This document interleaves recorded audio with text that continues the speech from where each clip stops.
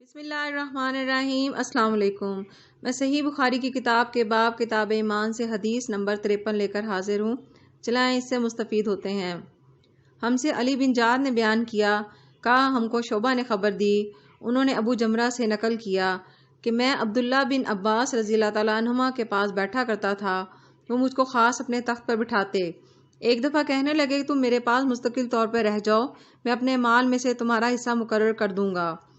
تو میں 2 ماہ تک ان کی خدمت میں رہ گیا۔ پھر کہنے لگے عبد القیس کا وفد جب نبی کریم صلی اللہ علیہ وآلہ وسلم کے پاس آیا تو آپ نے پوچھا یہ کون سی قوم کے لوگ ہیں یا یہ وفد کہاں کا ہے؟ انہوں نے کہا کہ ربیہ خاندان کے لوگ ہیں۔ آپ صلی اللہ علیہ وآلہ وسلم نے فرمایا مرحبا اس قوم کو یا اس وفد کو، نہ ذلیل ہونے والے نہ شرمندہ ہونے والے، یعنی ان کا آنا بھی بہت خوب ہے۔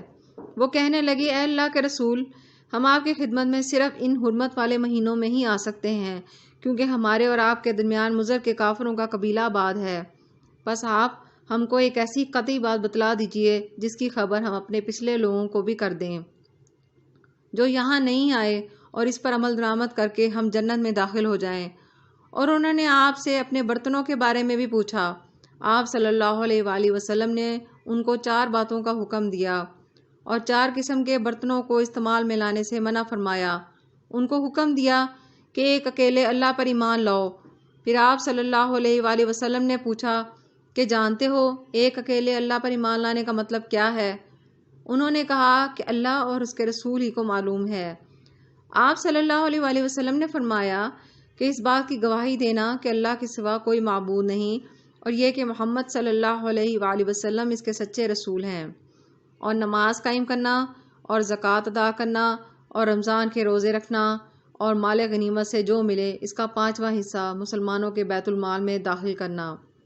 اور 4 برتنوں کے استعمال سے آپ صلی اللہ علیہ وآلہ وسلم نے ان کو منع فرمایا، سبز لاکھی مرتبان سے اور کدو کے بنائے ہوئے برتن سے، لکڑی کے کھودے ہوئے برتن سے اور روغنی برتن سے، اور فرمایا کہ ان باتوں کو حفظ کر لو اور ان لوگوں کو بھی بتلا دینا جو تم سے پیچھے ہیں اور یہاں نہیں آئے۔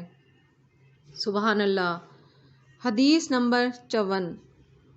ہم سے عبداللہ بن مسلمہ نے بیان کیا، کہا ہم کو امام مالک رحمۃ اللہ علیہ نے خبر دی، انہوں نے یحییٰ بن سعید سے، انہوں نے محمد بن ابراہیم سے، انہوں نے علقمہ بن وقاص سے، انہوں نے عمر رضی اللہ تعالیٰ عنہ سے کہ آپ صلی اللہ علیہ وآلہ وسلم نے فرمایا عمل نیت سے ہی صحیح ہوتے ہیں، یا نیت ہی کے مطابق ان کا بدلہ ملتا ہے، اور ہر آدمی کو وہی ملے گا جو نیت کرے گا۔ پس جو کوئی اللہ اور اس کے رسول کی رضا کے لیے ہجرت کرے، اس کی ہجرت اللہ اور اس کے رسول کی طرف ہوگی، اور جو کوئی دنیا کمانے کے لیے یا کسی عورت سے شادی کرنے کے لیے ہجرت کرے گا تو اس کی ہجرت انہی کے کاموں کے لیے ہوگی۔ حدیث نمبر 55۔ ہم سے حجاج بن منہال نے بیان کیا، وہ کہتے ہیں ہم سے شعبہ نے بیان کیا، وہ کہتے ہیں مجھ کو عدی بن ثابت نے خبر دی، انہوں نے عبداللہ بن یزید سے سنا، انہوں نے عبداللہ بن مسعود سے نقل کیا کہ انہوں نے نبی کریم صلی اللہ علیہ وآلہ وسلم سے کہ آپ صلی اللہ علیہ وآلہ وسلم نے فرمایا جب آدمی ثواب کی نیت سے اپنے اہل و عیال پر خرچ کرے بس وہ بھی اس کے لیے صدقہ ہے۔ ماشاءاللہ۔ اللہ تعالی ہم سب کو ان احادیث پر عمل کرنے کی توفیق عطا فرمائے۔ جزاک اللہ۔